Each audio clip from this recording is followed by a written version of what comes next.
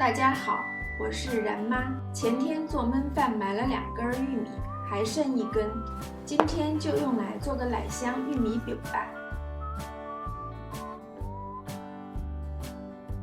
先来扒玉米粒，今天我分享一个扒玉米粒的方法。先将玉米棒从中间1分为2，再用厨房剪刀从玉米棒的中心插进去，将玉米棒撬开。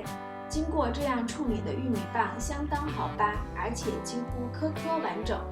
也许很多人习惯用刀把玉米粒从玉米盒上削下来，但是我觉得这种方法用在这里不合适，因为玉米粒一会儿要过水煮，用刀削下的玉米粒都是破碎的，经过水煮会流失大部分营养。看我扒下的玉米粒基本上都是整排的。接着我们要把玉米粒煮熟，锅中放入适量冷水，下入玉米粒。水开之后，大火煮约3到5分钟，玉米粒基本就煮熟了。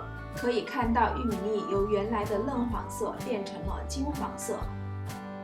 捞出玉米粒，晾凉备用。金灿灿的玉米粒看着就想抓一把来吃，但是还是忍住吧，做成玉米饼更好吃。玉米粒彻底放凉后，加入糯米粉，加入白糖，加入牛奶，将所有材料混合成略干的面团。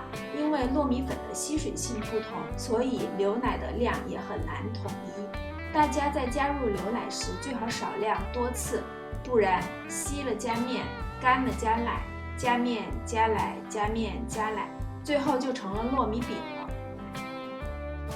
另外，硅胶铲子只能让所有材料混在一起，但不能让它们抱团，还是得用手揉一揉，这样玉米粒才能被面团紧紧包裹住。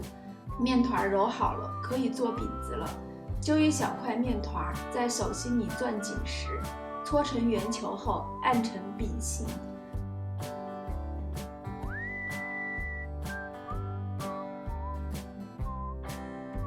将小饼两面蘸上水，裹上面包糠。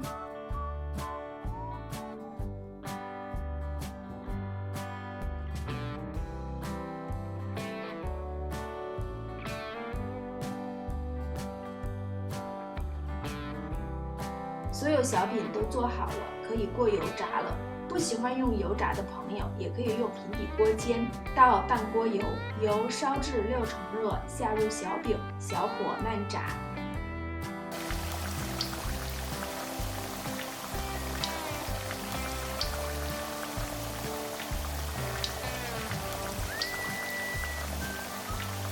小饼下锅不要立即翻动，等表面定型以后，再将它们一一拨散。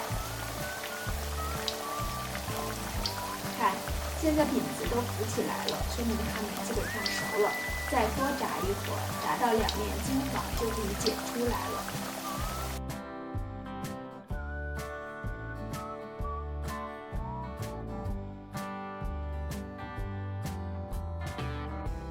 现在玉米饼全都炸好了，黄灿灿的外皮，焦香酥脆。掰开一个看看，软糯到拉丝，尝上一口，又酥脆又香甜，真的很好吃。好了，今天的视频就到这里了。喜欢看我做菜的小伙伴，记得关注我哟，拜拜。